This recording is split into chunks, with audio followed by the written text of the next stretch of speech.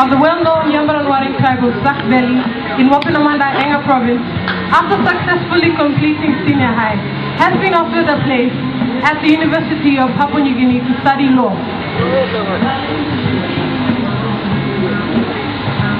The night prior to the day of his departure, Talabai Kipan, Tanoi's father, took Tanoi to the houseman for a meeting with the elders.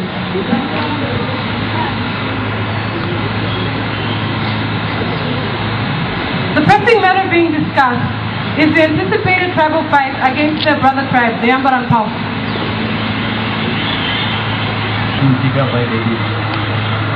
If you just prepare ourselves, we may not be ready if they try to spring and attack on us. We must form an alliance with the strong tribe if you are to win this. I agree. The only way to make it solid enough is to have marriage to the daughter of the chief of the winding tribe. Yes. Well, Tanawai, my son, what do you think? Well, if it is the only way which a solid tie can be done, then it should be made. Just about your marriage to learn the daughter of one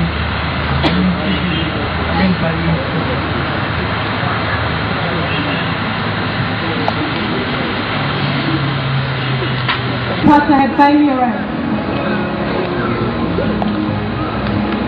Surrounded by his family members, Tanawai is painfully farewell as he makes his way through the awaiting aircraft.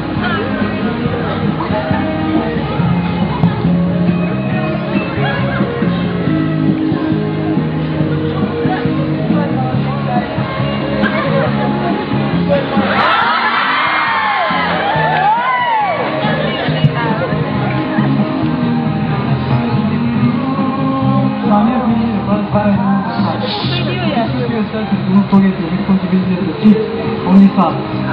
Goodbye. Goodbye.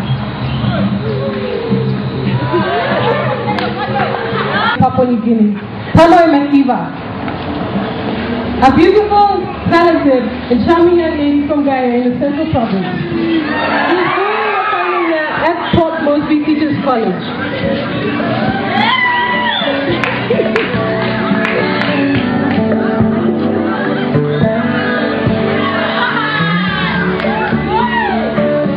Quickly blossomed. By the following year, Eva became pregnant, and after a while, she was a beautiful baby boy.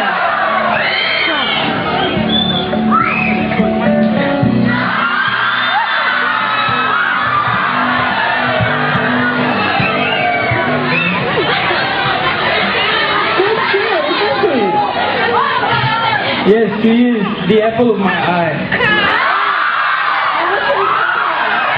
We call him Benoni. Oh, what's the name? When he grows up, he'll be the happiest boy in the whole world. And the bravest too. Oh, my son, when he grows up, he'll be tall like his father.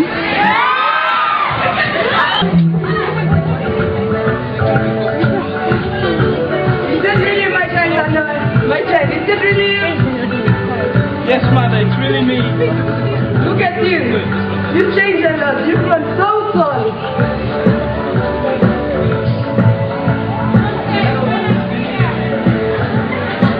Oh, that's father.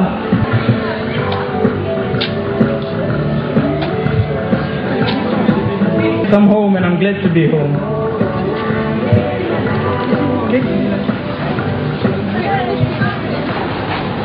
A feast is held in Iguana. The feast attracts many from all over Zak Valley.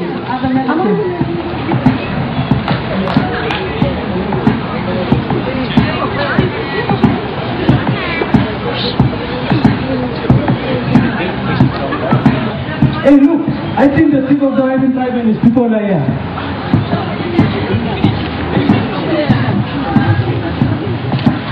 Yes, they are here.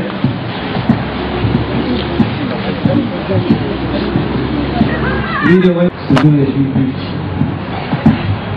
Such a gift, not gratitude. Please join our feasting.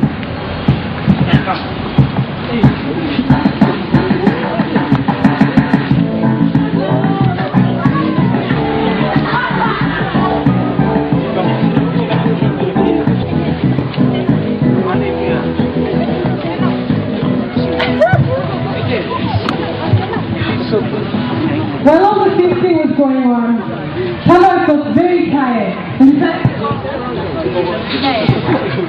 and have a nap in his father's house. Oh, I'm so tired. I think I should go down and get some rest.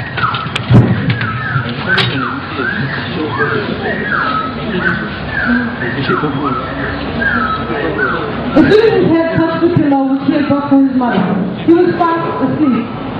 And in his sleep, he had a dream. His father's house, with Benoni, he sat in his lap, and he was sitting across from him. Eva, what are you making? Oh, just a dream to carry Benoni. It's almost finished. Better finish it quickly. You must come for fast. You won't be able to sleep in that.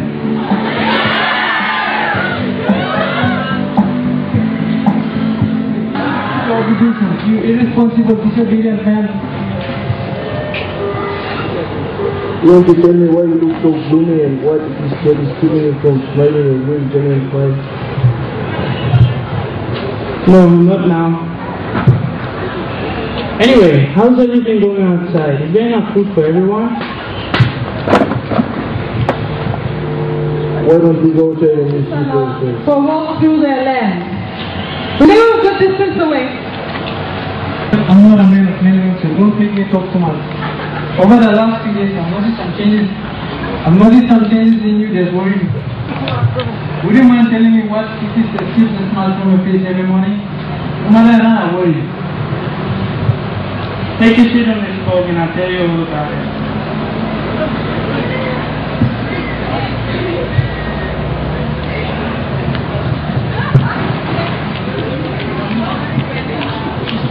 so Tanoi told his father everything about Eva and Benoni. Parapai, and hearing his son's confession, went numb inside.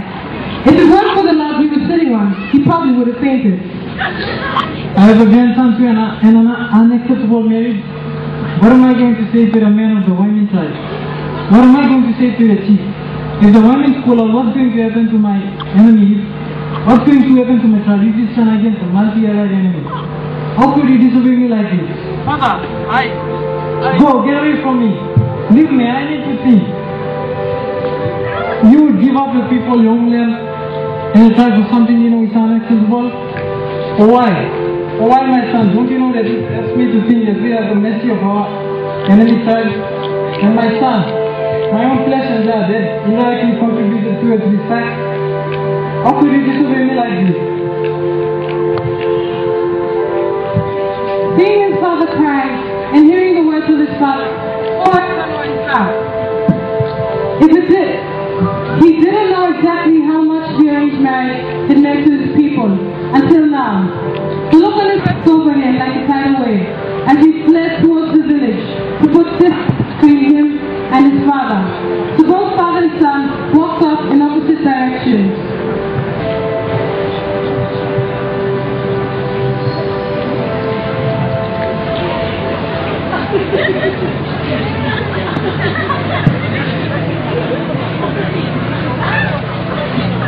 Parapai walked on and on for hours. In his haste to be far away from possible, he had fled incautiously towards the enemy land. He was too lost in his thoughts that he didn't realize being noticed by two young men of the enemy tribe. As he became alarmingly aware of where he was at, it was too late. Chief, you need a better key.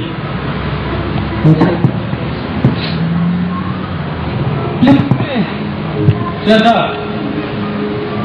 I say kill. Any last words?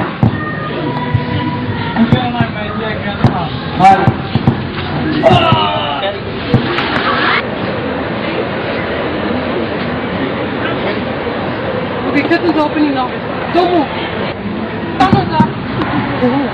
Thumbs up and shining beautifully as priests make their way to the river for their morning clothes.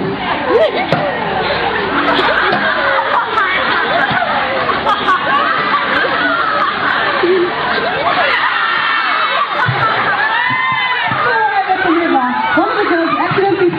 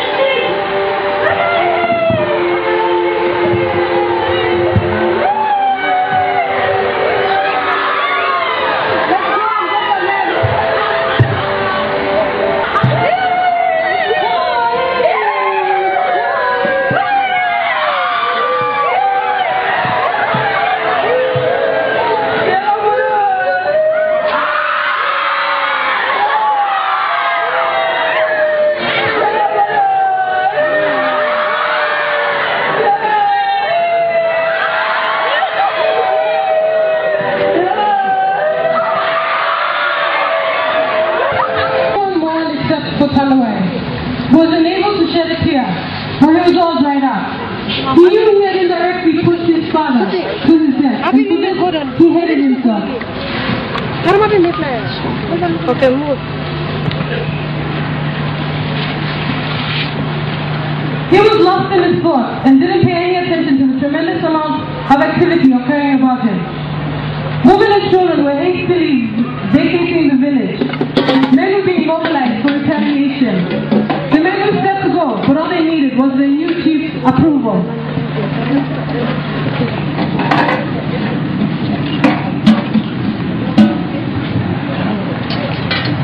Everything you said, now that you are a new chief, we will follow your orders. You sent a messenger to the Wyman chief. What are your orders, Tanawai? Yes, sir, when your father said, you will follow us. Tanawai knew that if they were to go to war against a multi-allied enemy, they wouldn't stand a chance without the Wyman. Tanawai also knew that engaging the help of the Wymans to assist in the tribal fight would automatically seal the marriage agreement, making Laram his wife. And if Eva ever found out, she would keep Tanawai from seeing Benonai, his beautiful son. Benonai meant everything to Tanawai, but he couldn't ignore his responsibility as the new chief of the Yambaran Warren tribe. Tanawai, the men are ready. What are your orders? Tanawai, yes, sir, when your father said, I swear I, 242. Get away, leave me alone. Tanawai didn't know what to do. He kept thinking of Benonai, his heart's most priceless treasure, and couldn't imagine a life without his son. He couldn't think straight. What was he to do? He was caught in a situation that was far beyond his control. Sorrow overflowed the depths of his soul, as he knew the sacrifice he was about to make was going to cost him all that made him who he was. Benonai was the child of Tanawai.